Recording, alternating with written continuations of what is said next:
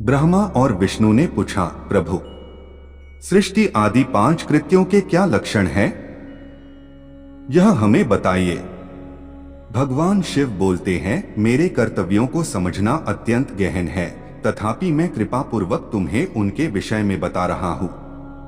ब्रह्मा एवं अच्युत, सृष्टि, पालन, संहार, तिरोभाव और अनुग्रह, यह 5 कार्य ही मेरे जगत संबंधी हैं, जो नित्य सिद्ध है और संसार की रचना का आरंभ है, उसी को सर्ग या सृष्टि कहते हैं। मुझ में पालित होकर सृष्टि का सुस्थिर रूप से रहना ही उसकी स्थिति है, उसका विनाश ही संहार है। प्राणों के उत्क्रमण को तिरोभाव कहते हैं। इन सभी से छुटकारा ही मेरा अनुग्रह है। इस प्रकार मेरे 5 कृत्य है। सृष्टि आदि जो 4 कृत्य है, वे संसार का विस्तार करने वाले हैं। 5वां कृत्य अनुग्रह मोक्ष का हेतु है। वह सदा मुझ में ही अचल भाव से स्थिर रहता है। मेरे भक्तजन इन 5 कृत्यों को 5 भूतों में देखते हैं।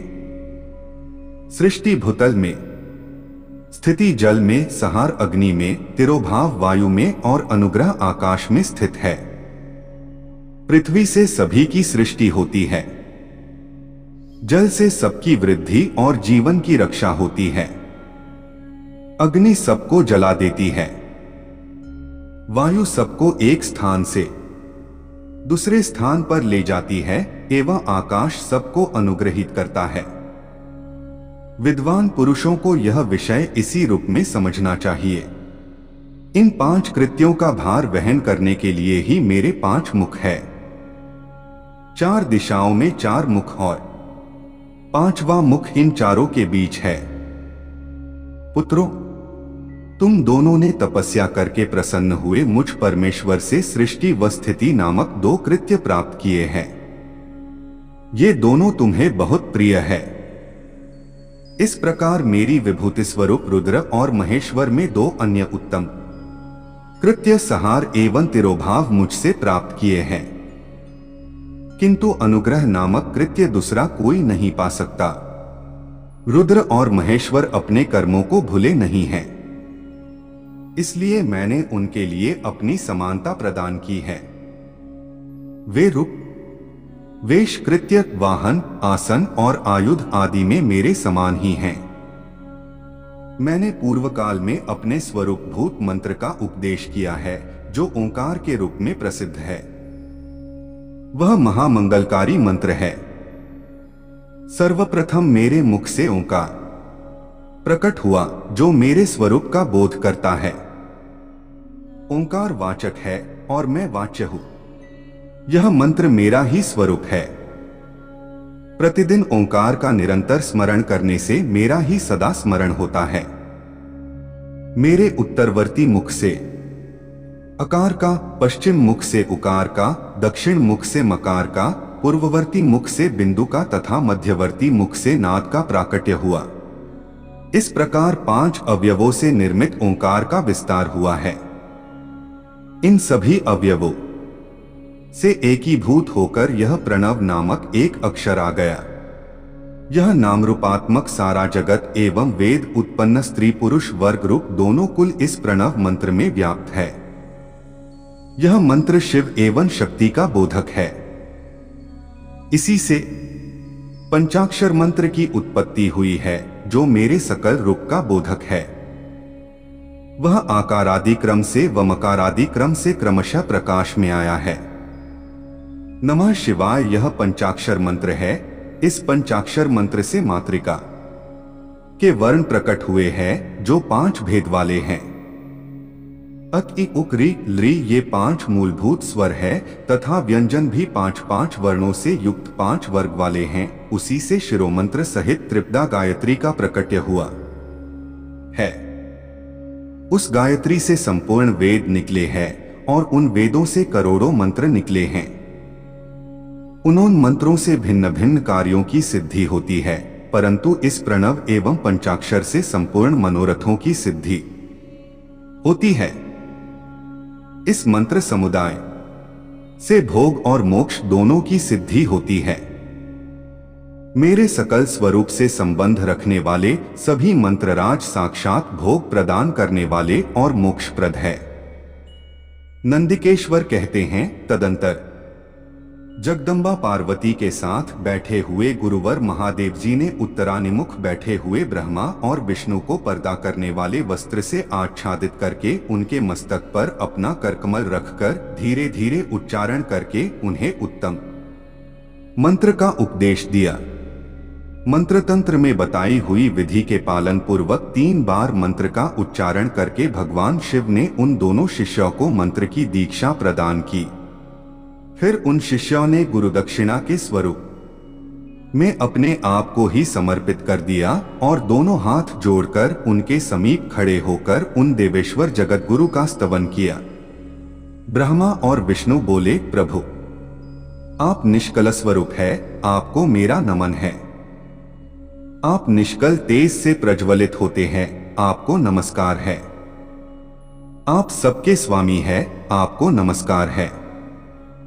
आप सर्वात्मा को नमस्कार है अथवा सकल स्वरूप आप महेश्वर को नमस्कार है। आप प्रणवलिंग वाले हैं, आपको नमस्कार है। सृष्टि पालन, सहार, तिरोभाव और अनुग्रह करने वाले हैं, आपको नमस्कार है।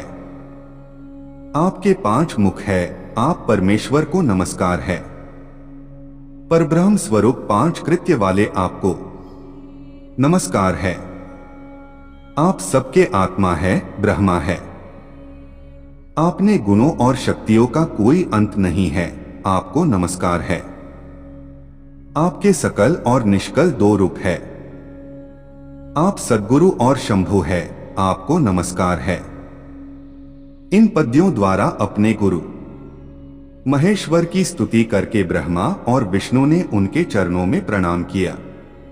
महेश्वर बोले, वत्स, जो प्रणव मंत्र का जप करता जाता है उसका ज्ञान एवं भाग्य बढ़ता जाता है।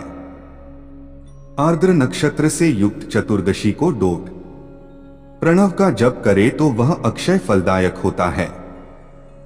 सूर्य की संक्रांति से युक्त महाआर्द्रा नक्षत्र में एक बार किया हुआ प्रणव जप 1000 गुना जप का फल देता है। मृगशिरा नक्षत्र का अंतिम भाग एवं पुनर्वसु का आदि भाग पूजा, होम और तर्पण आदि के लिए सदा आर्द्रा के समान होता है, यह गया होना चाहिए। मेरा अथवा मेरे लिंग का दर्शन प्रभात काल में ही प्रातः और संगव मध्याह्न के पूर्व काल में करना चाहिए। मेरे दर्शन पूजन के लिए चतुर्दशी तिथि निशिथ व्यापिनी अथवा प्रदोष व्यापिनी लेनी चाहिए, क्योंकि परवर्तिनी तिथि से संयुक्त चतुर्दशी की ही प्रशंसा की जाती है। पूजा करने वालों के लिए मेरी मूर्ति तथा लिंग दोनों ही एक समान है, फिर भी मूर्ति की अपेक्षा लिंग का स्थान अधिक ऊंचा है। इसलिए मुमुक्षु पुरुषों को चाहिए कि वे मेरी मूर्ति से भी श्रेष्ठ लिंग का ही पूजन करें।